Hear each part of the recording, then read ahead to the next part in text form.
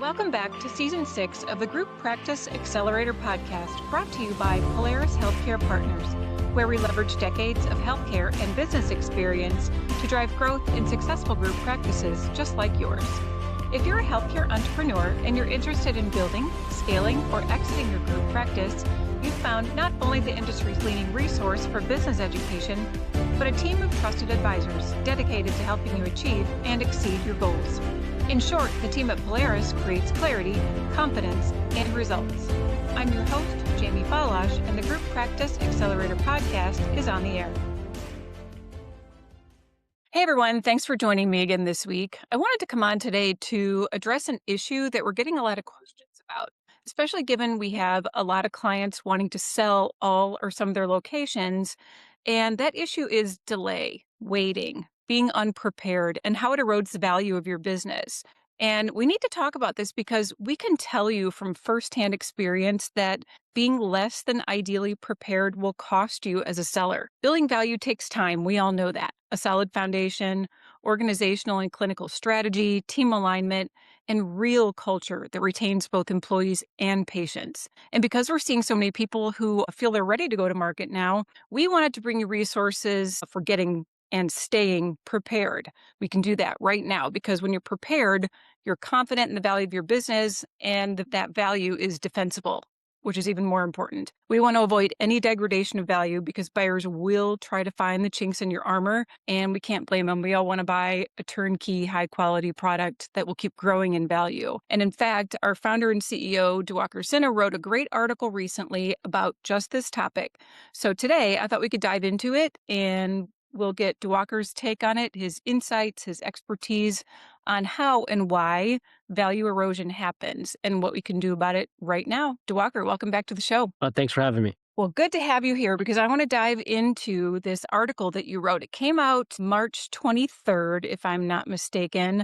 And the title of it was, I'm going to pull it up because I want to get it right here. The Hidden Cost of Waiting, How Delayed Preparation Quietly Erodes Your Valuation Long Before You Go to Market. Now, that's a lot to think about.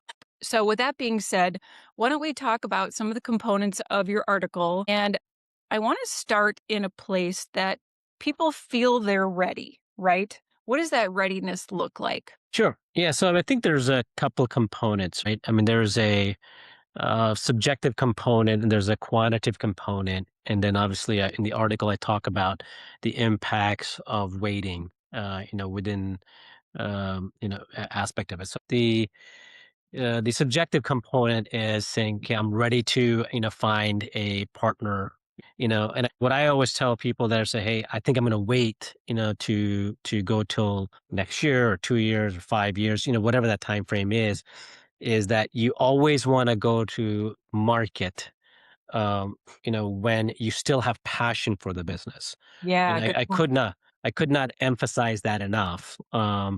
So that's one component. Then I'll kind of go into the timeline in a second, because you always interview really well when you're passionate about the business. You're an attractive individual as a buyer when you have passion for something.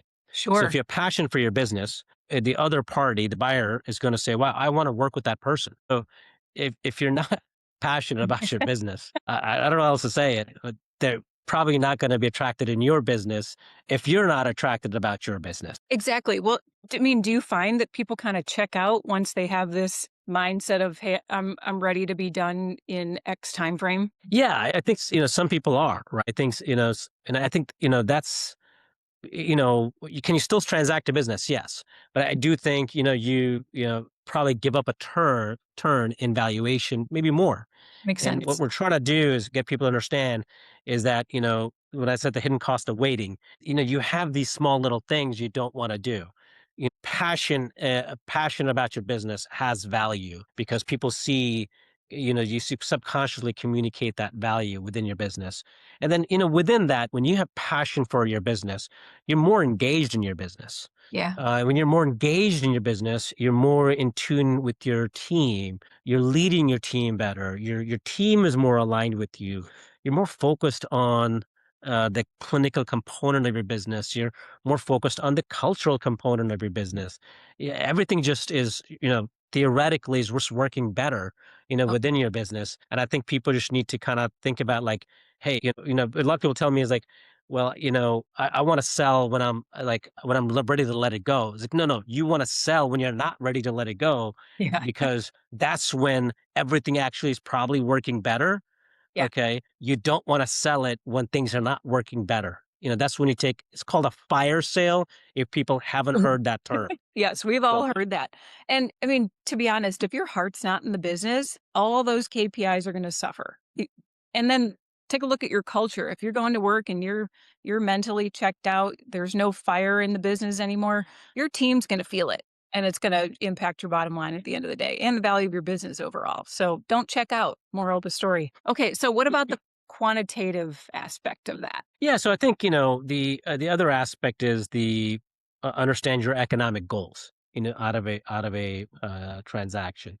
So one is going to be the value you need coming out of the first turn, and then obviously the second turn, whatever that looks like. If there's income goals coming out of it, meaning if you're clinically working in the practice, if you're going to be more administrative in the practice, and obviously the economic waterfall out of the first deal. If it's a 70-30 deal, or a different structure in the deal, what does that look like? That's one. Whatever that dollar amount is in the first turn, let's remove the second turn out of it for conversation purposes, is that gets you to a reasonable amount towards your retirement. And it doesn't need to completely give you retirement. What I mean by that is, let's say your retirement goal was $10 million. Well, the first transaction doesn't need to give you $10 million, but Yeah, if it gets you $5 million, okay, and you are 10 years away from your exit, from retirement. Okay. Well, if you just invest in the S&P 500 or some level of a reasonable, with your wealth management, hopefully should double. At least that gets you to $10 million. And right. then you still have an income stream. You still have your equity role. You have a lot of different vehicles trying to get you to that $10 million, to your retirement. So I think it's important to understand that the first bite doesn't need to get you to retirement. The first bite needs to be a catalyst to your retirement. And now this also allows you to deleverage and diversify your retirement. I think if most people look at it, their retirement asset portfolio for their retirement typically is their healthcare practice. They need to look at it and say, okay, should I diversify a little bit better to have multiple ways to have retirement? That makes sense. Like you said, those numbers tell a story over time. And, you mentioned in your article that this value of your business can erode really quietly. None of this should come as a surprise, right? If things are eroding quietly over time, there's risk with that, of course. And all of that risk is going to get baked into the deal. Can we talk about how that shows up in the business? Yeah, so I mean, some of these that were in the article are somewhat interconnected, and obviously a lot of these things are interconnected. I don't want to go verbatim, but Yeah. KPIs and profitability are somewhat interconnected, right? So if you're not managing your KPIs, and cannot explain where the KPIs are, key performance indicators within your business, more than likely EBITDA, your margins within your business, are not consistent, as you're growing the business. Mhm. And if you're not managing KPIs and you can't manage profitability within your business, we typically tend to see that processes within a business are not documented, fairly well. So again, the there's where there's one thing, there's typically other things that are consistent within the business. The other aspects are typically the dependency on the founder, either clinically or leadership wise. Again, but because if you don't have improved EBITDA on the business, then you don't have the additional cash flow to backfill yourself, right? Again, Right. they're connected within the business. So I Mhm. think these things kind of show up. And so if you don't have the improved EBITDA to backfill yourself in the leadership or operational aspect of it, then the buyer comes in and says, okay, the business is heavily dependent operationally on the founder. So either we have to pay the founder to run the business, or we have to replace it with an operational person to run that. So that gets discounted on that side of it through either a wage expense adjustment or a multiple adjustment to address that aspect of the business. From a clinical perspective, you can't replace yourself, but good clinical mentorship can certainly develop your associates, your other providers into people that can effectively run the business without changing the culture. And Sure. these things kind of sneak up on you. We know, but they do impact your value over time. We want to make sure that we're preparing for that. Notice those little changes. Make adjustments as you go and don't wait till it's out of hand. Now, let's talk about some of the discount that you mentioned in your article. Being prepared versus the discount that a buyer is going to place on some of these things because they're all things that they've got to fix. And we would rather have you come to us or a consultant to help operationally fix the business, clinically fix the business. And when I say fix, I mean let's work on developing it to where the value is where you want it to be. So maybe let's go into a little bit of what you would get in terms of a preparation premium, I believe you called it, versus that the discounts and things from diligence that will take place in a sale. Sure. Yeah. So I think in that aspect, there, if you don't have one, the other is the inverse, right? So I think that's kind of like what I talk about in the article. One is having clean financials as you're going to market, Yeah. and defensible financials. So I think we've talked about it on our previous podcast that at some level we typically do a QOV. Right. We outsource a QOV. So I just want to make sure that a QOV is not done by an advisory firm. We do a financial diligence, and then we typically outsource a QOV to a third party firm. And so before we even do an outsourced QOV, we want to work with our clients to make sure we have a clean defensible financials, working with their in-house accounting firm or their accounting firm that they have. So clean defensible financials, because that's going to be important. Either depending on the size of the firm, they're the cash basis, or the size of the practice, their accrual basis. So I think that's going to be important. And one of the other things we're also looking for is that the team culturally is aligned and Mhm. believes in the philosophy and the mission statement of the business. And I think these are things that are going to provide confidence from a buyer's lens, and it's going to allow them to say, okay, I can come in and 30 days before closing, when they're doing the integration meeting, they can come in and take over the business fairly quickly day one. And if they don't see that the team is aligned, that's going to provide them concerns around, okay, when I come in, is it going to take me 90 days, 120 days to work towards the change to make sure everybody's bought into the vision that, we're taking on board? Or is this going to be a 15-day change, or is this going to be a 9-month change, right? I think those are things that they're going to talk about. And also, typically, when you see a business that has clean financials, they tend to have more documented processes, and they tend to be tracking, have some kind of a Power BI or some kind of a KPI tool where they can understand where their KPIs are in their business, and they can map out where they're headed within their business, right? And look ahead within their business, say, okay, if we acquire that one practice, or if we do that de novo, here's where we should typically end up, and they can map out their success. So if you can do those things, you tend to get a premium.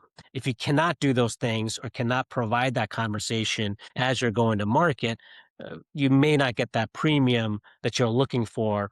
Not to say you aren't going to get a fair shake in market, but you're not going to get that premium in that market. Yeah, that makes sense. And on the culture part, Aiden Bradley and I just recorded an episode that addressed that erosion of culture and how that can be, a detriment to the value of your business. So make sure you go back and listen to that one as well. I'll link to that in the show notes in case you missed it. You also mentioned that all these little things that can erode value, they hit healthcare founders the hardest. Why is that? Yeah, I mean, I think when you start looking at healthcare in general, like one of the biggest things we think about is payer concentration, right? Anytime, even if you're not in government pay, you have one payer that is a significant payer in your payer profile.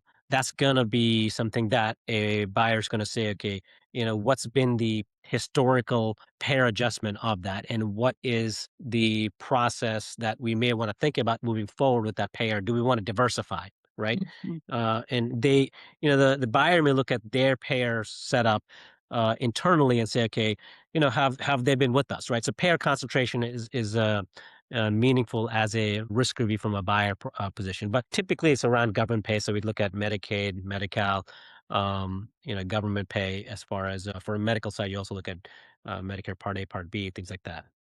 Okay. provider dependency.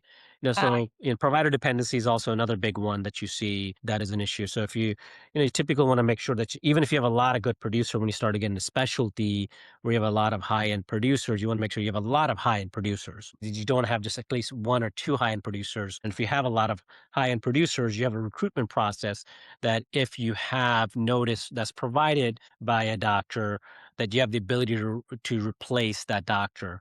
Uh, in conjunction with that, you have a good partnership plan and an ownership plan for doctors that are good producers. So I think these are things to kind of think through on a retention and recruitment process. Regulatory exposure, I talk a little bit about that. yeah. Again, kind of talk about from earlier documenting your processes, especially as you start to get into specialized care as far as sedation and things like that. You want to make sure you have things like that documented fairly well.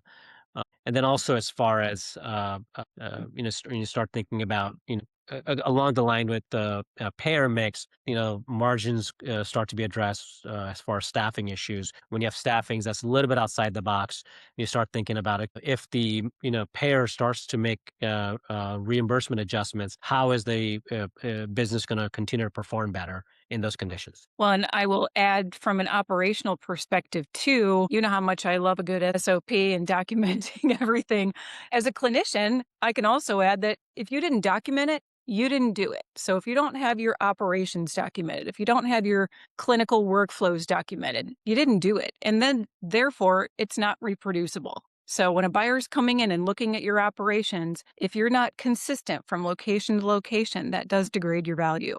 So document everything. Processes are important. So I wanted to comment on one other thing before we get to another part here that I want to ask you about. We have a lot of people that tell us, "Oh, we'll just fix it when we're ready to sell."